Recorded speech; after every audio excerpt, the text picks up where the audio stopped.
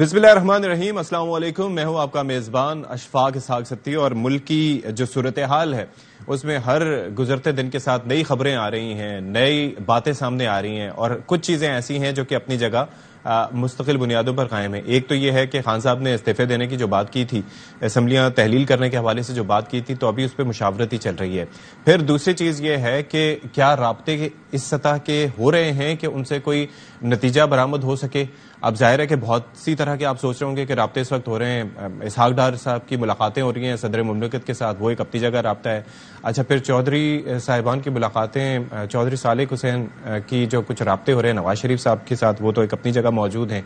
फिर चौधरी परवेज इलाही क्या सोच रहे हैं इस वक्त, वो सबसे इम्पॉर्टेंट एक चीज़ है, एक एस्पेक्ट है जिसके ऊपर हम देखते हैं कि हम सोशल मीडिया के प्लेटफॉर्म्स पर अगर जाते हैं, ट्विटर वगैरह पर, तो कई लोग उनके बयानात पर और उनके वादों पर शुकूक व शुबहात का इजहार करते हैं और इस हवाले से बरमला इजहार भी करते हैं। लेकिन खान साहब मुतमईन नजर आते हैं।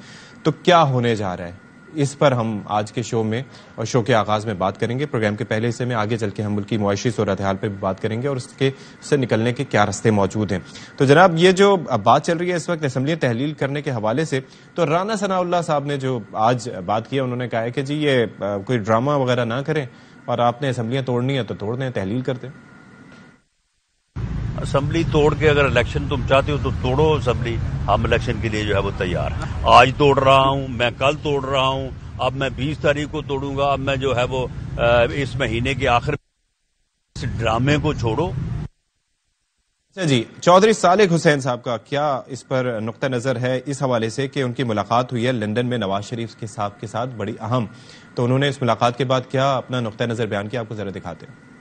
सेटअप तो शायद चेंज ना हो, लोगों की नीयत चेंज हो रही है। सीएम पंजाब साहब का भी बयान आया, मार्च तक असेंबलियां इधर ही हैं, शायद इलेक्शनों से भी आगे चली जाएं। ये लगता है कि किसी का इरादा नहीं है असेंबली तोड़ने का।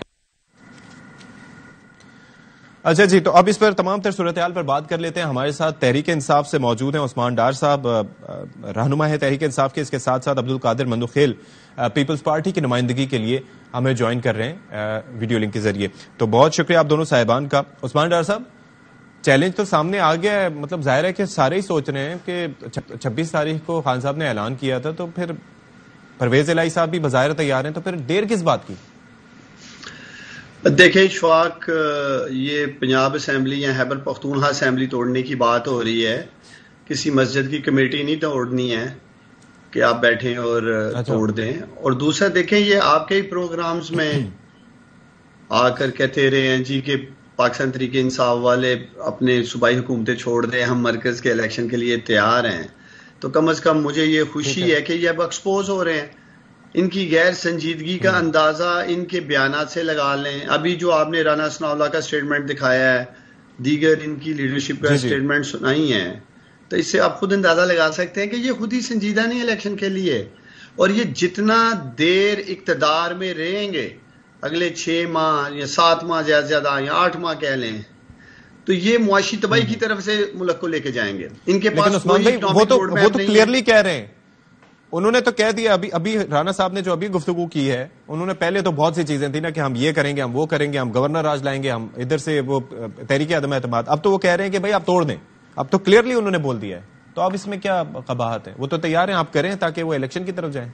देखें, हमने अपने पार्लियामेंट्री बोर्ड बनाने हैं जिसकी तरफ हम तैयारी कर चुके हैं। अच्छा, टिकटों की हमने सॉर्टिंग करनी है, किस किस ने इलेक्शन कंटेस्ट करना है। अगर आप मुझसे पूछें तो हमें सूट करता है कि पंजाब असेंबली तोड़ें, खैबर पख्तूनख्वा तोड़ें और इलेक्शंस हों। और जब फिर वफाक के इलेक्शंस आए 8 माह बाद, तो सूबों में हमारी हुकूमत होगी। 17 जुलाई को आपने पंजाब की अवाम का फैसला सुन लिया था, तो जब असेंबली तोड़ेंगे पंजाब में ही इलेक्शन करवा दें। हम हर सतह पे इलेक्शन के लिए तैयार हैं, इनका मुकाबला करने के लिए। बाग ये रहे हैं, अखलाकी जुर्रत का मुजाहरा करें ना। अब बैठ के मुज़ाकरात से भाग रहे हैं। पहले कहते जी कि इमरान खान असेंबलियां तोड़ने की बात करे, फिर हम मुज़ाकरात करेंगे। जब इमरान खान उस तरफ आ रहा है, पूरी कौम देख रही है, ये भाग रहे हैं। कोई गलत फहमी में ना रहे, असेंबलियां टूटेंगी, निज़ाम इस करप्ट का हम हिस्सा नहीं रहेंगे। गला सड़ा बदबूदार ये निज़ाम, जिसको तब्दील करने के लिए मेरे लीडर इमरान खान ने 26 साल स्ट्रगल किया है।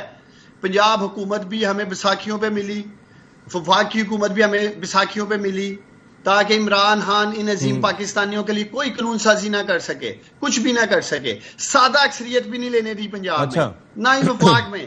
اب انشاءاللہ تعالیٰ یہ عظیم پاکستانی جو مجھے آپ کے پروگرام سے سن رہے ہیں، 2/3 سے بھی زیادہ، آپ انشاءاللہ تعالیٰ دیکھیں گے کہ 3/4 انشاءاللہ تعالیٰ ہم آئیں گے انشاءاللہ تعالیٰ۔ اچھا 3/4 آئیں گے۔ اچھا عبد القادر مندوخیل صاحب، آپ اگری کرتے ہیں کہ یہ تو تیار ہیں، وہ کہہ رہے ہیں کہ اب بھی مذاکرات کے لیے، تو کس نقطے پہ مذاکرات کے لیے تیار ہیں اور آپ لوگ بھاگ رہے ہیں؟ بہت شکریہ، میں تو انجوائے کر رہا ہوں اشفاق ستی صاحب، اور میں آپ کی اور مدیہ نقوی صاحبہ کا شو بھی بڑے شوق سے صبح دیکھتا ہوں۔ اچھا ہے آپ ٹاک شو میں آ گئے۔ اچھا جزاک اللہ۔ سوال یہ ہے کہ میں تو عثمان ڈار صاحب کا جو گفتگو ہے میں تو انجوائے کر رہا ہوں۔ بالکل یقیناً ہم نے بولا تھا کہ آپ اسمبلی توڑ دے، ہم جنرل الیکشن کر دیں گے۔ وہ اس وقت تھی جب آپ نے بندوقیں اٹھائی تھی اور آپ نے پورا ایک گینگ بنایا تھا اسلام آباد اور پنڈی پہ یلغار کرنے کے لیے۔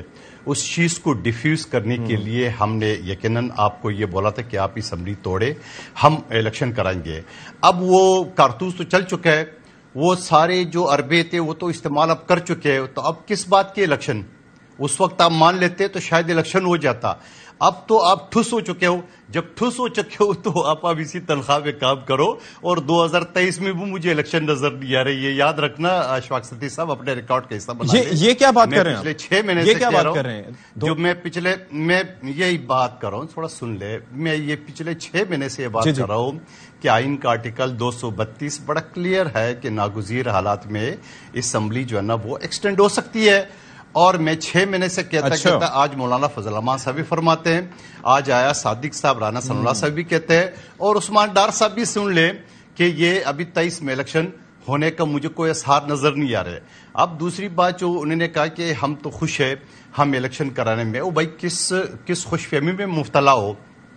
جو آپ کی چیئرمین کے اوپر حملہ ہو گیا، جس کو آپ ڈاکو سمجھتے تھے پنجاب کا، انہی کو آپ نے وزیر اعلیٰ بنایا، اور پھر جب آپ کے اوپر اتنا خطرناک حملہ ہوا ہے جس کی ہم نے بھی شدید مذمت کی ہے، آپ کے پورا پلٹون کابینہ، آپ کا وزیر اعلیٰ تو آپ کی FIR کاٹنے سے بھی قاصر رہے۔ چلو مان گیا کسی نے فون کیا نہیں کاٹو، تو آپ کس منہ سے بیٹھے ہوئے اسمبلی میں، آپ کس منہ سے بیٹھے ہوئے اس حکومت سے؟ آپ کا وزیر داخلہ بیٹھا ہوئے، نکل آؤ باہر اقتدار کی مزے چھوڑ کے۔ اور پھر اس کے بعد چلو اس کو بھی چھوڑ دیا۔ پھر جب گجرات میں جلسہ ہو رہا ہے جہاں چودھریوں کا گڑھ تھا، وہاں تو چودھری آپ کے ساتھ جو ہے وہ اسٹیج پہ بیٹھنے کو تیار نہیں تھے، چلو اس مرحلے کو بھی چھوڑ دے۔ پھر اگلا مرحلہ جائے اشفاق ستی صاحب، جتنی ٹی وی چینل میں آپ اشتہار دیکھ رہے ہو، PTI کی حکومت ہے نا بظاہر، وہاں تو چودھری اور اس کے بیٹے کا اشتہار آ رہا ہے، ان کا تو نام و نشان بھی نہیں ہے اس اشتہار میں۔ یہ آپ کے لیے نوشتہ دیوار نہیں ہے؟ اور پھر اس کے بعد وہ خود چودھری پرویز الہی صاحب کہہ چکے ہیں کہ ابھی تو ہم نے الیکشن کی تیاری کرنی ہے، ابھی تو مارچ میں ہوگی، پھر اپریل میں تو ویسے رمضان کا مہینہ ہے، تو یہ تو ویسے ان کو ساری چیزیں ابھی تک سمجھ میں، بجٹ آئے گا، پھر اس کے بعد وہ آئے گا، تو وہ تو خود کلیئرلی کہہ رہے ہیں۔ اور پھر میں کہتا ہوں چلو صحیح، کیونکہ ان کو سوٹ کرتا ہے PTI کو، کیونکہ 10,000 سیکورٹی عمران خان نیازی صاحب کی سیکورٹی پہ لگے ہیں۔ اب وہ کہتے ہیں ہمیں پنجاب میں نہیں ہو، بھائی آپ کو پنجاب کو حکومت جو نا وہ عدالتی حکم پہ ملا ہے، آپ کو کوئی مینڈیٹ نہیں تھی، آپ نے وہ 25 MP کا ووٹ نہ گن کے آپ نے حکومت بنا لی ہے، مرکز آپ نے بنا لی 3.5 سال، اور دونوں کو چھوڑ دیا۔ پختونخوا میں تو آپ کے 9 سال کی حکومت ہے، ذرا بتا دیں دودھ کی اور شہد کی نہریں کہاں بھی رہی ہے؟ آپ نے تالا لگا لیے نیب کو، آپ نے بلن ٹری فلاں یہ سارا، اور جاتے جاتے اچھا سر یہ بہت سارے سوال اٹھا دیے آپ نے، 20 گریڈ کا اپارٹمنٹ کر چکا ہے وہ، یہ سارے 1000 سوال میں آپ کے سامنے رکھ دوں، گوگا گوگی کا کھیل، تو بالکل الیکشن کمیشن کی فائنڈنگ، چوری چکاری کے تو 10 سر بہت ساری چیزیں آپ نے سامنے رکھ دی ہیں، آپ نے بار تلے دبا دیا، تھوڑا سا جواب بھی لینے دیں عثمان ڈار صاحب۔ میں تو ابھی تک میں وہ جو 1 سال کے ایکسٹینشن کا معاملہ ہے جو کہ پہلے کچھ لوگ بات کر رہے تھے، تو اب تو یہ زبان زدے عام ہو گیا ہے، تو یہ تو کچھ اور ہی سوچ رہے ہیں PDM کی جماعتیں کہ وہ تو چاہ رہے ہیں کہ 1 سال کی مزید ایکسٹینشن مل جائے ناگزیر حالات میں۔ دیکھیں کیا لگتا ہے آپ کو؟ یہ چاہتے ہیں کہ یہ عظیم پاکستانی جو مجھے سن رہے ہیں، اگست میں جب ان کی حکومت کا ٹینیور ختم ہو جائے اور اس اقتدار میں چمٹے رہنے کے لیے، اس اقتدار سے جو یہ فائدے اٹھا رہے ہیں، لوٹ مار کر رہے ہیں، کرپشن کر رہے ہیں، پاکستانیوں کا معاشی قتل کر رہے ہیں، یہی عظیم پاکستانی ان کے گھروں میں گھس کر ان کو اتاریں گے، یہ چاہتے ہیں کہ پاکستانی پارلیمنٹ پہ بھی قبضہ کریں, یہ عظیم پاکستانی پرائم منسٹر اس پہ بھی قبضہ کریں, کیونکہ یہ ابھی انہوں نے بڑی اچھی بات کی ہے کہ جی ہم نہیں جائیں گے. اچھا, ہم نے 5 سال پورے کر کے بھی جڑے رہنا اس حکومت میں لوٹ مار کے لیے. یا تو یہ پاکستانیوں کو ریلیف دے رہے ہو نا, ان سے پوچھیں کوئی ایک کام بتا دیں 8 ماہ میں جس میں عوام کا فائدہ ہو. انڈے مل نہیں رہے ہیں, 25 روپے کا ایک انڈا کر دیا انہوں نے آ کے. پیٹرول نے کمر توڑ دی ہے, بجلی کے بلوں نے کمر توڑ دی ہے. آٹا, دال, چینی, پیاز جو 20 روپے کلو تھا 190 روپے کلو ہو چکا ہے. دہی, دودھ. لیکن عثمان ڈار صاحب یہ باتیں ٹھیک ہیں, مہنگائی اپنی جگہ, لیکن 3.5 سال جو آپ کے گزرے تھے بلا شبہ آپ کے, لیکن ایک بات یہ ہے کہ آپ کو شکریہ ادا کرنا چاہیے. آپ کو شکریہ اس حوالے سے بھی ادا کرنا چاہیے کہ ان کے آنے کی وجہ سے وہ سارا جو معیشت کی تباہ حالی کا جو الزام تھا وہ ان کے سر چلا گیا, ورنہ 3.5 سال بعد لوگ پریشان تھے تحریک انصاف سے بھی.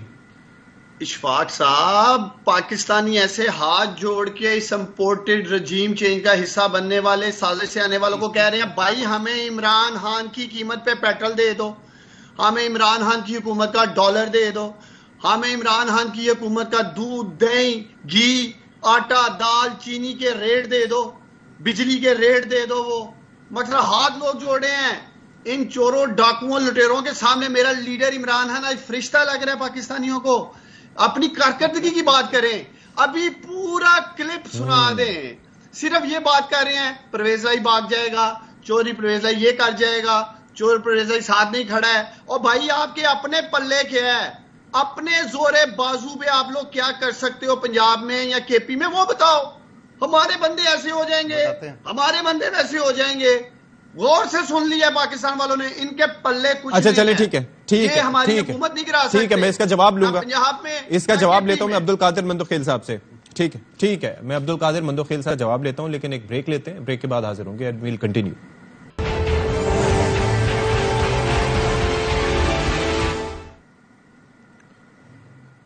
اچھا جی, بریک کے بعد آپ کو خوش آمدید کہتے ہیں. بات ہم کر رہے تھے عثمان ڈار صاحب سے, اور عبدالقادر مندوخیل صاحب ہمارے ساتھ موجود ہیں. ڈار صاحب نے سوال اٹھایا, لیکن اس کے اندر ایک چیز, عبدالقادر مندوخیل صاحب, میرا بھی آپ سے اس پہ تھوڑا سا سپلیمنٹری کوشچن یہ ہے.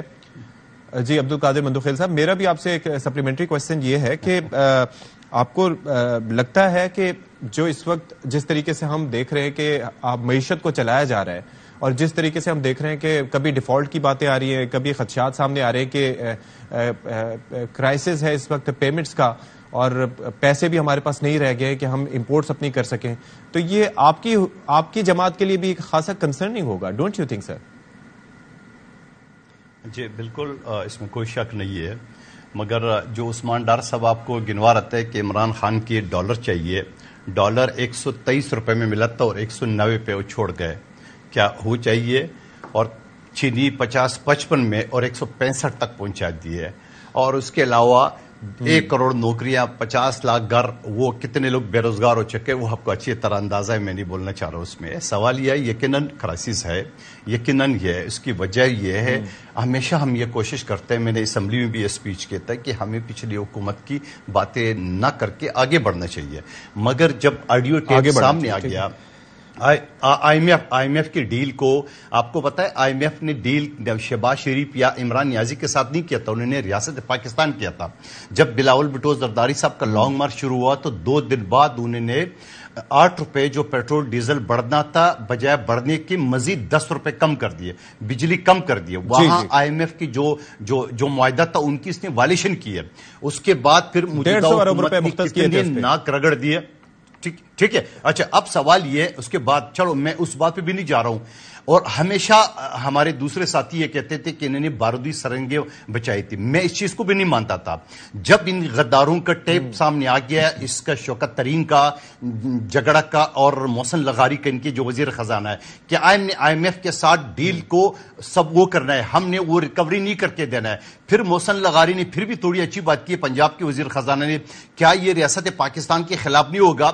تو شوکت ترین نے کہا کہ تو ہو جائے, مطلب میرے لیڈر کے خلاف یہ کر رہا ہے, تم یعنی اپنی لیڈر کو ریاست سے بھی بالاتر سمجھتے ہیں, اور وہ ڈیل وہ ٹیپ سامنے, اگر وہ ٹیپ جعلی ہے تو ابھی تک فوریزی کیوں نہیں کرا ہے؟ اگر ڈیپ جعلی ہے, ظاہر ہے آج کل تو ہر گزرتے دن کے ساتھ ویسے یہ بھی المیہ ہے بالکل خیل صاحب کے نہیں المیہ ہے کہ ہر گزرتے دن کے ساتھ کوئی نہ کوئی ٹیپس اس طرح کے سامنے آ رہی ہوتی ہیں اور بڑے حساس مقامات پہ ہم دیکھتے ہیں کہ وہاں سے بھی چیزیں آڈیوز لیک ہو رہی ہوتی ہیں. وزیر اعظم ہاؤس کی مثال.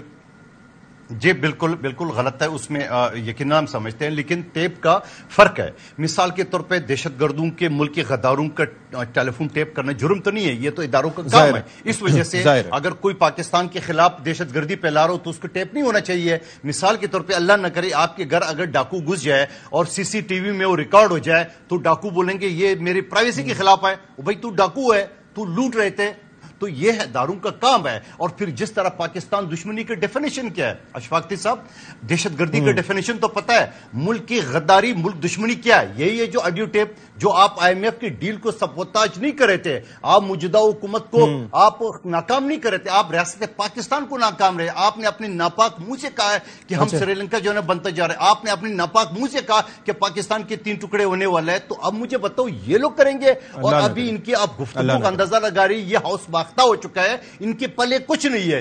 یہ آپ سوال کرتے ہیں تو یہ الٹا پھر موجودہ حکومت آپ نے پچھلے 6 مہینے 7 مہینے سے پاکستان کی ریڑھ کی ہڈی جو ہے یعنی آپ کا جی ٹی روڈ آپ نے بلاک کر کے آپ نے معیشت کا بیڑا غرق کر دیا. آئے دن آپ کے لوگ یہ کہتے ہیں صبح ختم ہو گیا, شام ختم ہو گیا, تو اس ٹائپ کے انویسٹمنٹ آئیں گے, اس ٹائپ کے باہر لوگ آئیں گے. اور پھر اب میں کہتا ہوں کہ ان کو سکون سے جب سے وہ جو ڈنڈا تھا نا ایک نے دوسرے آرمی چیف کے حوالے کیا, اس کے بعد ان کی ہوا نکل گئی, اس کے بعد یہ خاموش آئے نا, کیوں نہیں آتے ہو, آ جاؤ پنڈی پہ حملہ کرو, کہاں ہے آپ کا ابھی بانے بنا ظاہر ہے وہ بھی خانہ جنگی نہیں چاہتے, یہ تو اچھی بات ہے. 25 مئی کا آپ نے کہہ دیا نا کہ ہم 25 مئی کے 6 دن آئیں گے, 6 دن تو آج تک پورے نہیں ہوئے. آ جاؤ نا عثمان ڈار صاحب, چیلنج کرو, آ جاؤ, ڈی چوک آپ کے لیے حاضر ہے, آ جاؤ. ہم لوگ سامنے, ہم نے پہلے بھی کہا کہ ہم پاک فوج کے اداروں کے, سپریم کورٹ کے, سب کے سامنے پیپلز پارٹی کی جالے جو نا وہ سامنے کھڑے ہوں گے, آ جاؤ. بالکل جی, پوری قوم ساتھ کھڑی. اچھا میری تھوڑی سی بات سن لیجیے گا کہ رانا ثناء اللہ صاحب نے بڑی امپورٹنٹ گفتگو کی. عثمان بھائی آپ سے میں اس پر ریئیکشن لوں گا. یہ جو ملاقاتیں ہو رہی ہیں نا ڈار صاحب کی صدر صاحب سے, ویسے تو کام یہ ہے اسحاق ڈار صاحب کا کہ ملک کی معیشت کو صحیح راستے پہ, صحیح سمت پہ استوار کریں, لیکن اس کے ساتھ ساتھ وہ یہ بھی ملاقاتیں وغیرہ بھی کر رہے ہیں. تو اس پر رانا ثناء اللہ نے جو موقف دیا ہے انٹرویو میں, وہ کیا آپ کو ذرا دکھا دیتے, پھر اس پہ فردر ہم بات کریں گے.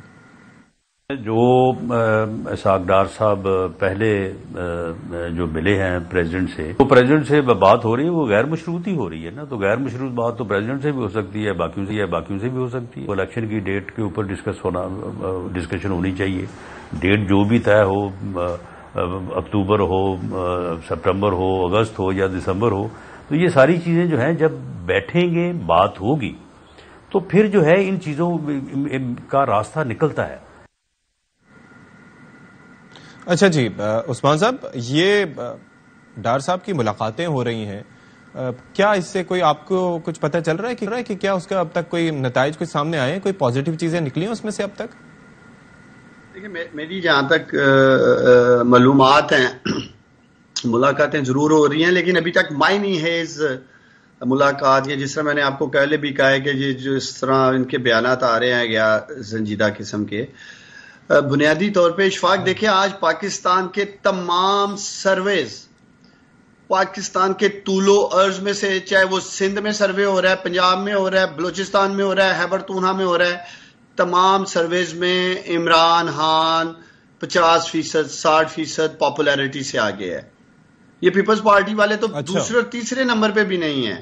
آج اگر سرویز ان کے حق میں آ جائیں کہ جی نواز شریف پاپولر لیڈر ہے, یا آصف علی زرداری پاپولر لیڈر ہے, یا P M L N popular جماعت ہے, یا پاکستان پیپلز پارٹی پاپولر جماعت ہے, یہ فوراً الیکشن کروا دیں گے. یہ الیکشن سے پاکستانیوں باغ اس لیے رہے ہیں کہ ان کو اپنی شکست نظر آ رہی ہے, اس لیے یہ الیکشن سے ایک اور چکر بھی. آپ کے مخالفین یہ کہتے ہیں, آپ کے مخالفین یہ کہتے ہیں کہ ہر حلقے پہ, اب ظاہر ہے کہ جب اتنے سارے حلقوں پہ انتخابات ہوں گے تو ہر حلقے سے عمران خان تو نہیں کھڑے ہوں گے. عمران خان کی شخصی مقبولیت بلا شبہ ایسی ہے کہ وہ ظاہر ہے کہ وہ جیت گئے اتنی ساری نشستیں, لیکن پارٹی کے باقی جو لیڈرز ہیں ان کو بھی اتنی مقبولیت حاصل ہو پائے گی.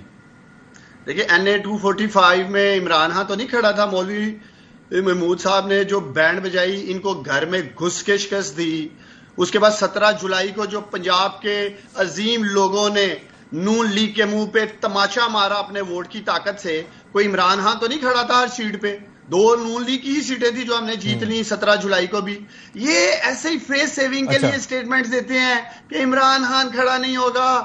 اور بھائی آؤ نا میدان میں, با کیوں رہے ہو, نہیں کھڑا کرتے عمران خان کو. اچھا چلیں قادر صاحب یہ فرمائیے گا کہ آپ کہہ رہے تھے کہ الیکشن تو 1 سال کی ایکسٹینشن کی بھی بات ہو رہی ہے, لیکن رانا ثناء اللہ کی جو سٹیٹمنٹ ہم نے چلائی ہے اس میں تو وہ کہہ رہے ہیں کہ یہ اکتوبر میں ہو یا دسمبر میں اس میں مذاکرات سے ممکن ہو سکتا ہے. تو یہ کیا سوچ کوئی مختلف پائی جاتی ہے نون لیگ اور پیپلز پارٹی میں؟ نہیں, ایسی کوئی بات نہیں ہے. یقیناً الیکشن کے اوپر میں ایک جملے میں مجھے عثمان ڈار صاحب کی جواب دینے دو کہ یہ کہتے ہیں ہم نے گھس کے مارا ہے. ان کی 9 سیٹیں خالی ہوئی ہے. 9 میں سے کراچی سے عمران نیازی صاحب خود کھڑے تھے, تو ہمارے ایک جعلی حکیم بلوچ نے 10,074 تیر مار کے اس کو کراچی سے بگایا.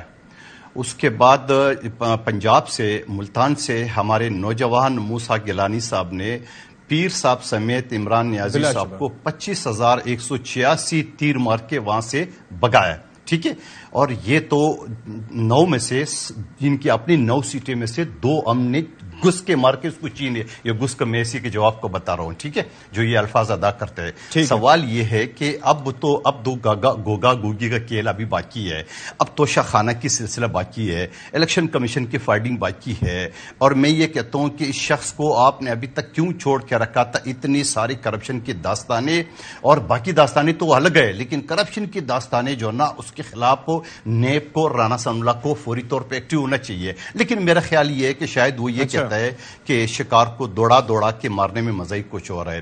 یہ ان کو ذرا اور دوڑا دے, 7 مہینے ان کا یہ حال ہو گیا, یہ اگلے الیکشن تک یہ اس قابل ہی نہیں رہیں گے کہ یہ الیکشن پہ کھڑے ہو جائے. اور پھر اشفاق ستی صاحب, میں آپ کے سامنے بیٹھا ہوں, یہاں فیصل واڈا کا سیٹ پیپلز پارٹی نے 33 سال بعد جیتا اور پی ٹی آئی کو 6 نمبر پہ پہنچا دیا ہے. تو بھائی یہ سارے, اور پھر پنجاب کی سے پہلے جو 20 سیٹیں تھی, 20 میں سے تو 5 اپوزیشن نے جیت لی ہے. تو سوال یہ, اور اس سے پہلے جو ان کی اپنی دور حکومت میں 12 ضمنی انتخابات میں 11 اپوزیشن نہیں جیتی ہے. یہ کون سی خواب وہ تو سامنے بیٹھے ہوئے, یہ کہاں پاکستانیوں کر کے ڈائلاگ بازی کر رہے ہو بھائی؟ میدان یہ گھوڑا, آپ آ جاؤ. اور پھر دوسری بات, اب تو ساری امیدیں اس کی ٹھیک ہے, نہ آرمی چیف یہ لگا سکے اپنی مرضی سے, نہ وہ چیف الیکشن کمشنر کو دوبارہ اٹھا سکتے, وہ تو معاملہ نہ وہ ہو گیا. ٹھیک ہے, بہت شکریہ آپ کا. عبدالقادر بندوخیل صاحب ہمارے ساتھ موجود تھے, عثمان ڈار صاحب ہمارے ساتھ موجود تھے. ایک بریک لیتے ہیں جی, بریک کے بعد دوبارہ حاضر ہوں گے اور ملک کی معاشی صورتحال پہ کچھ بات کریں گے.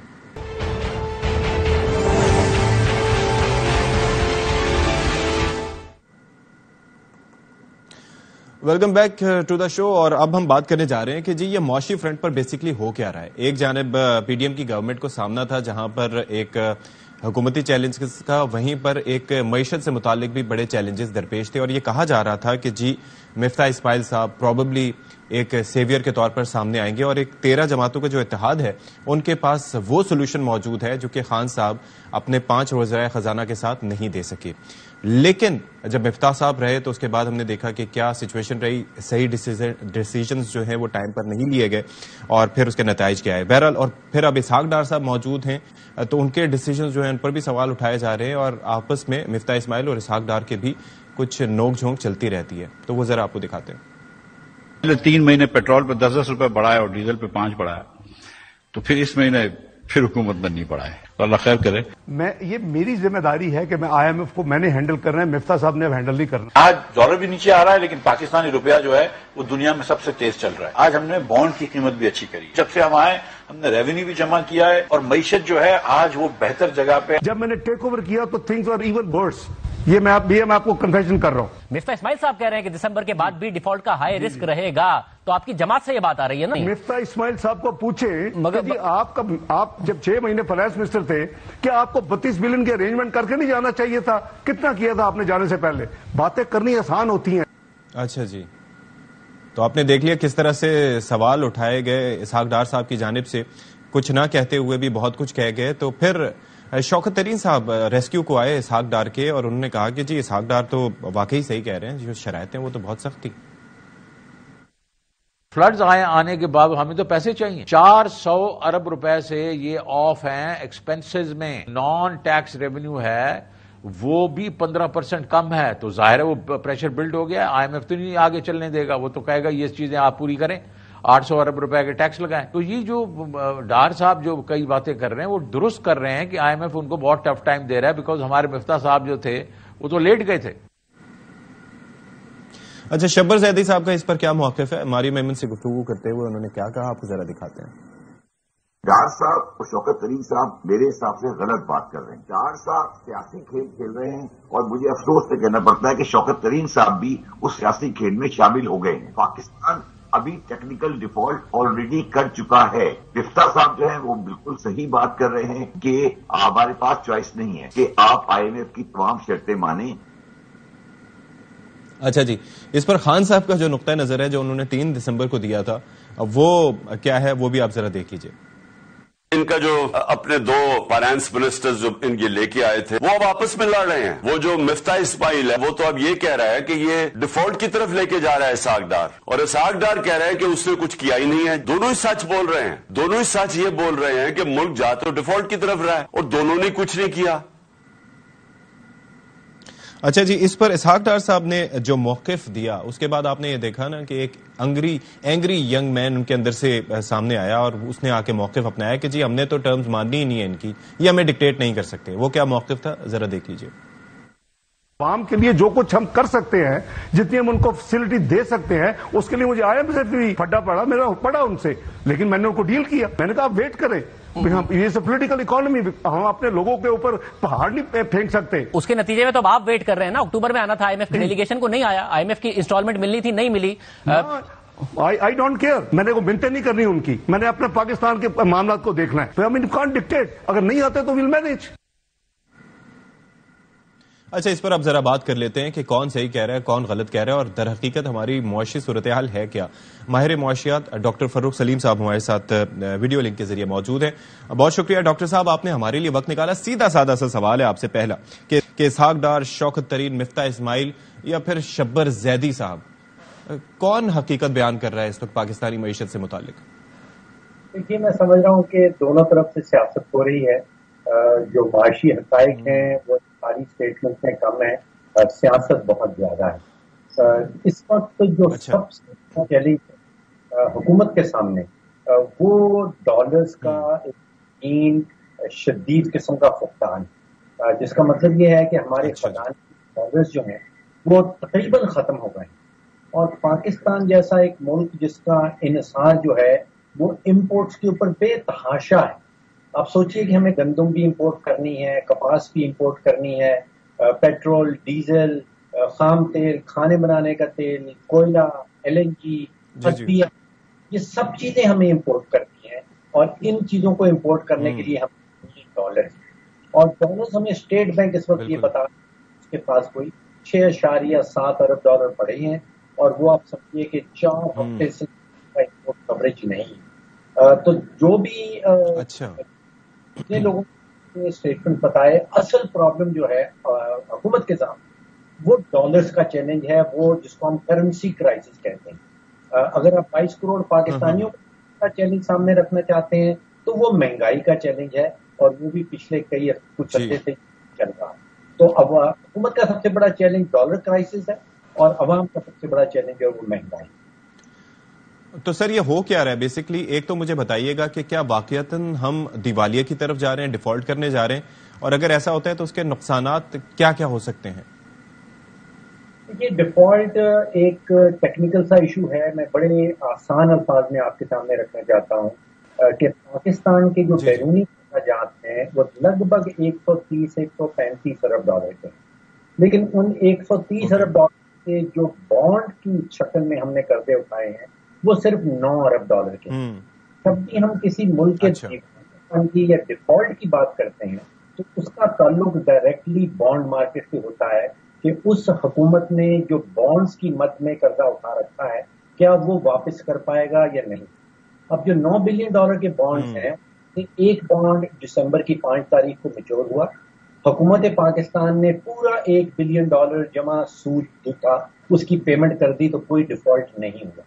اب سن 2023 جو کیلنڈر 2023 ہے اس میں کوئی بھی بانڈ میچور نہیں ہو، اس لیے سن 2023 یا کیلنڈر 2023 میں ڈیفالٹ کا کوئی خطرہ نہیں ہے۔ جو اگلا بانڈ میچور ہو رہا ہے وہ 15 اپریل سن 2024 میں ہوگا۔ اب وہ آپ سوچئے کہ 15-16 مہینے ہے، تو اس وقت تک ڈیفالٹ کا قطعاً کوئی خطرہ نہیں۔ آل رائٹ جی، اچھا یہ جو کچھ دوست ملکوں کی جانب سے بھی مدد کی اطلاعات آ رہی ہیں، مثال کے طور پر سعودی وزیر خزانہ کی جانب سے محمد الجدان کی جانب سے کہا گیا ہے کہ یہ جو پاکستان کی مدد کرنے جا رہے ہیں اور خاص طور پر جو ہمارے پاس جو ریزروز ہیں، ڈپازٹس ہیں، ان کی ٹرم کو ایکسٹینڈ کرنے جا رہے ہیں، $3 ارب کے جو ان کے ڈپازٹس ہیں، تو اس سے ہمیں فائدہ کس حد تک مل سکتا ہے؟ دیکھیے جو $3 ارب کی ڈپازٹس تھے ان کو آلریڈی ان کی تاریخ میں توثیق دے دی گئی، ان کی ایکسٹینشن آلریڈی کر لی گئی۔ اس میں اچھی خبر یہ ہے کہ ہمیں وہ واپس نہیں کرنے پڑیں گے، لیکن اس کا کوئی خاص فائدہ مارکیٹس کی نظر میں نہیں ہوگا۔ اس کے نتیجے میں چینج ریٹ جو ہے وہ کوئی بہتر ہونے والا نہیں ہے۔ جو ڈالرز کے چیلنجز سامنے ہیں وہ اتنے ہی بڑے ہیں جتنے اس توسیع سے شاید پہلے تھے، تو اس میں کوئی فرق آنے والا نہیں ہے۔ صرف اچھی خبر یہ ہے کہ اس میں جو ہم نے قرضہ واپس کرنا تھا اس کی واپسی کی تاریخ میں توسیع کر دی گئی ہے۔ اچھا عوام کے لیے اگر ہم بات کریں، عوام کے نقطۂ نظر سے کیا خبریں آنے والے دنوں میں آپ آتے ہوئے دیکھ رہے ہیں؟ اگر ہم سال کے آخر میں بات کریں تو سال تو بڑا مشکل گزرا ہمارا 2022، لیکن کوئی بہتری کی توقع آپ کو دکھائی دے رہی ہے؟ اگر ہم پیٹرولیم پرائسز کے حوالے سے بات کریں، کیونکہ کچھ اسپیکولیشنز ہیں کہ جی 30 سے 40 روپے فی لیٹر کمی کرنی چاہیے، آپ کو لگتا ہے کہ ایسا کچھ ہونے جا رہا ہے؟ دیکھیے اس سال میں کم اچھی خبریں تھیں، لیکن اچھی خبروں میں سے ایک خبر FATF کی تھی کہ اس کے ہم گرے لسٹ سے چلے گئے، نکل گئے۔ پھر 9 مارچ کے نتیجے میں جو سیاسی غیر یقینی کی فضا تھی وہ ختم ہو گئی ہے۔ پھر وہ chief of the army staff کی اپوائنٹمنٹ والے سے بہت غیر یقینی تھی، وہ ہمارے پاسٹ میں چلی گئی ہے، گزر گئی۔ لیکن جس طرح 2022 کا سال معاشی طور پہ گزرا ہے، مجھے خدشہ یہ ہے کہ سن 2023 جو اگلا سال آنے والا ہے یہ 2022 سے زیادہ مشکل ہوگا۔ اور جی مہنگائی کے حوالے سے بھی زیادہ مشکل ہوگا، ٹیکسیشن کے حوالے سے زیادہ مشکل ہوگا، اور ایک میری کنسیڈرڈ اوپینین یہ ہے کہ IMF کے علاوہ ہمارے پاس کوئی بھی کشتی اس وقت نہیں ہے جو پاکستان کو ڈوبنے سے بچا سکتی ہے۔ IMF is the only way out. Okay, تو IMF is the only way out, تو اس کو ہم نو نہیں کہہ سکتے۔ دوسری چیز یہ ہے کہ اس کا پولیٹیکل انسرٹینٹی جو اس وقت ملک میں، آپ کو لگتا ہے کہ موجودہ حکومت معاشی حالات اور معیشت کی ری اسٹرکچرنگ کے لیے سخت اقدامات لے سکتی ہے جو کہ لینے ہوتے ہیں حکومتوں کو؟ دیکھیے یہ ری اسٹرکچرنگ کا، ریفارمز کا، اصلاحات کا جو جب بھی ہم بات کرتے ہیں تو پچھلے کوئی 25-30 سالوں سے دیکھ رہے ہیں جتنی بھی حکومتیں آئیں اس میں پیپلز پارٹی کی بھی تھی، PTI کی بھی تھی، PMLN کی بھی تھی، کسی نے بھی اصلاحات کی طرف قدم نہیں اٹھایا۔ جو سٹیٹس کو ہے معاشی اعتبار سے اسی طرح چلتا رہا۔ ہر جون کے مہینے میں ہم دیکھتے ہیں کہ ایک وزیر خزانہ نیشنل اسمبلی میں کھڑا ہوتا ہے اور ہمیں بتاتا